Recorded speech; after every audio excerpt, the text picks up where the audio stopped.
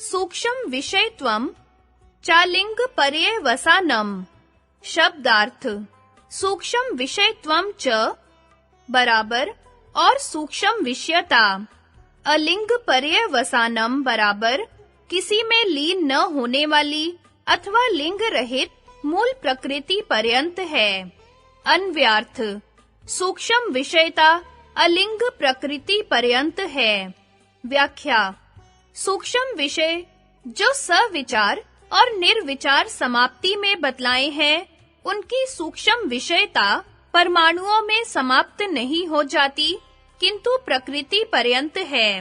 अर्थात पार्थिव परमाणु तथा इसका कारणभूत गंध मात्रा जल परमाणु तथा इसका कारणीभूत रस तन्मात्रा अग्नि परमाणु तथा इसका कारणीभूत रूप तन्मात्रा वायु परमाणु तथा इसका कारणीभूत स्पर्श तन्मात्रा आकाश परमाणु तथा इसका कारणीभूत शब्द तन्मात्रा एवं पंच तन्मात्राओं का कारणीभूत अहंकार, अहंकार का कारणीभूत लिंग संज्ञक महत्तत्व और महत्तत्व का कारण अलिंग संज्ञक प्रकृति, ये सब सूक्ष्म विषयों के अंतर्गत हैं। इन सब में से पूर्व कार्य की अपेक्षा से उत्तर कारणीभूत सूक्ष्म है। प्रकृति से परे अन्य किसी सूक्ष्म पदार्थ के न होने से प्रकृति में ही सूक्ष्मता की पराकाष्ठा है। यद्यपि अव्यक्तात् पुरुषः परः इस श्रुति से प्रकृति की अपेक्षा पुरुष सूक्ष्म है, तथापि पुरुष के अग्राह्य और चेतन होने से उसकी सूक्ष्मता जड़ तत्व की सूक्ष्मता से विलक्षण है।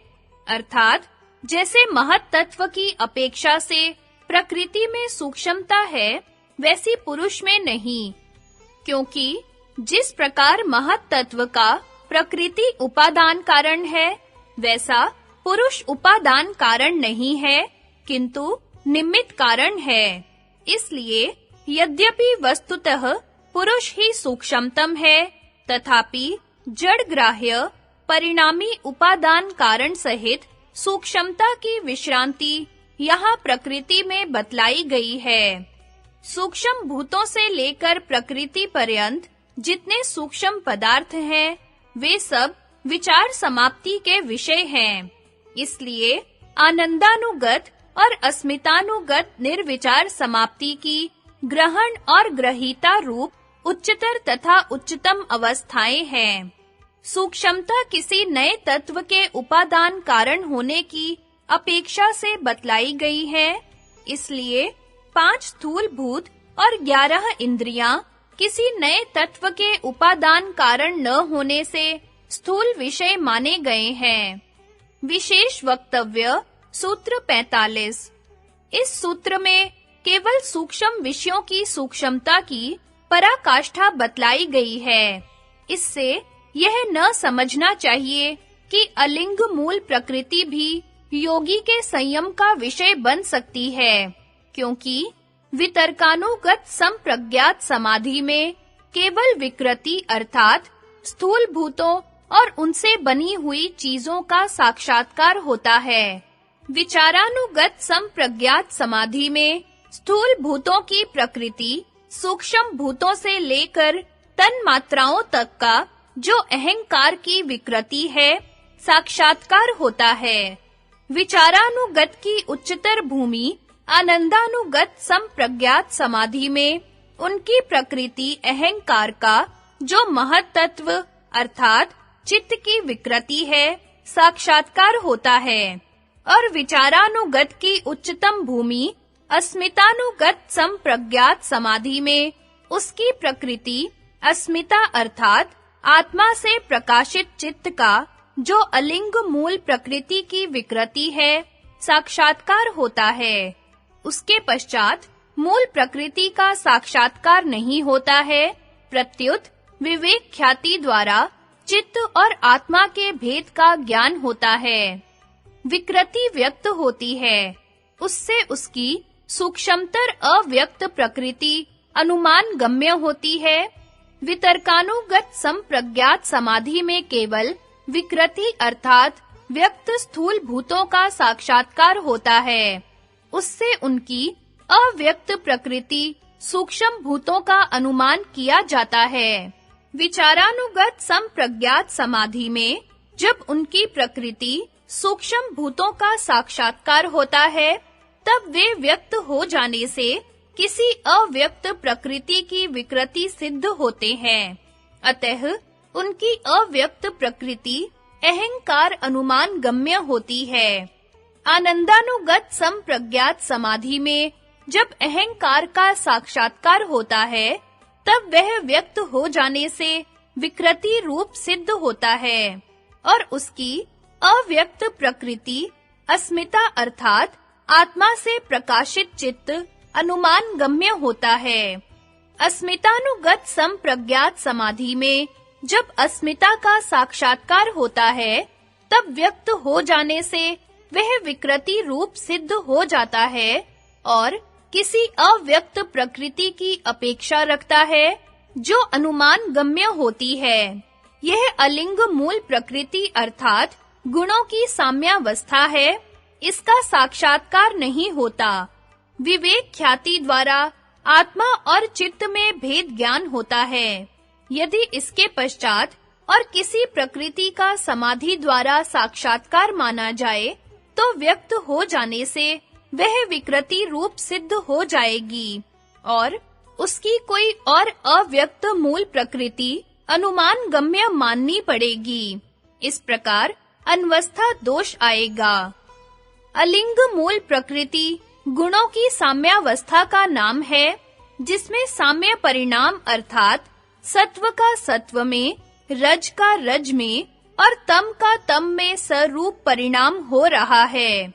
चित्त तीनों गुणों का प्रथम विरूप परिणाम है, जो सत्व प्रधान है और जिसमें सत्व में रज क्रिया मात्र और तम उस क्रिया को रोकने मात्र काम कर रहा है। चूंकि चित्त त्रिगुणात्मक विषम परिणाम है, अतः उसके द्वारा गुणों के साम्य परिणाम का साक्षात्कार नहीं हो सकता।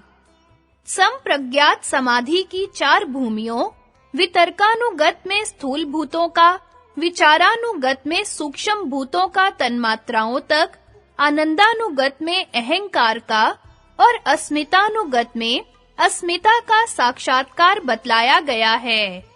कोई ऐसी भूमि नहीं बतलाई गई है जिसमें मूल प्रकृति का साक्षात्कार होता हो, तथा सूत्र 41 में ग्राह्य रूप स्थूल एवं सूक्ष्म भूतों का ग्रहण रूप अहंकार का और ग्रहीत रूप अस्मिता की ही समाप्ति बतलाई गई है। यदि सूत्रकार को मूल प्रकृति का भी बतलाना अभिमत होता, तो उसका भी वर्णन किया जाता। अतः सूत्र 46 ता एव सबीजः समाधि से अभिप्राय इन्हीं बतलाई हुई समाप्तियों से है, जिनमें मूल प्रकृति सम्मिलित नहीं है। मूल प्रकृति अर्थात गुणों की साम्यावस्था का पुरुष के साथ कोई संबंध नहीं है। फिर इसके साक्षात्कार करने में पुरुष का क्या प्रयोजन हो सकता है? कई अभ्यासियों के संबंध में यह कहा जाता है कि उन्होंने मूल प्रकृति का भी साक्षात्कार किया है। इस संबंध में हम केवल इतना बतला देना उचित समझते हैं कि यह धोखा विचारानुगत संप्रज्ञात समाधि की ही प्रकाशमय अवस्था में होने लगता है। इससे ऊपर की भूमियों आनंदानुगत में केवल अहंकार का और अस्मितानुगत में अस्मिता का ही भान होता है। अन्य सब विषय नीचे ही रह जाते हैं। मूल प्रकृति का यदि किसी विषय के रूप में साक्षात्कार हो, तो वह अस्मिता और अहंकार से नीचे केवल तन्मात्रा या कोई सूक्ष्म विषय ही सिद्ध होंगी। हाँ, जिस प्रकार विवेक ख्याति में पुरुष का साक्षात्कार चित्त द्वारा कहा जाता है, यद्यपि वह स्वरूप प्रतिष्ठित अवस्था नहीं है, इसी प्रकार विवेक ख्याति में चित्त के साक्षात्कार से साथ ही साथ गुणों की साम्यावस्था का भी साक्षात्कार कहा जा सकता है। यद्यपि चित्त के बनाने वाले गुणों का साम्य परिणाम तो पुरुष का भोग और अपवर्ग संपादन करने के पश्चात उनके प्रति प्रसव अवस्था में ही होता है। पुरुषार्थ शून्यानाम गुणानाम प्रति प्रसवः केवल्यम स्वरूप प्रतिष्ठा वा चिति शक्ति रीति। संगति, ये चारों समाप्तियां सबीज समाधि है, यह बतलाते हैं।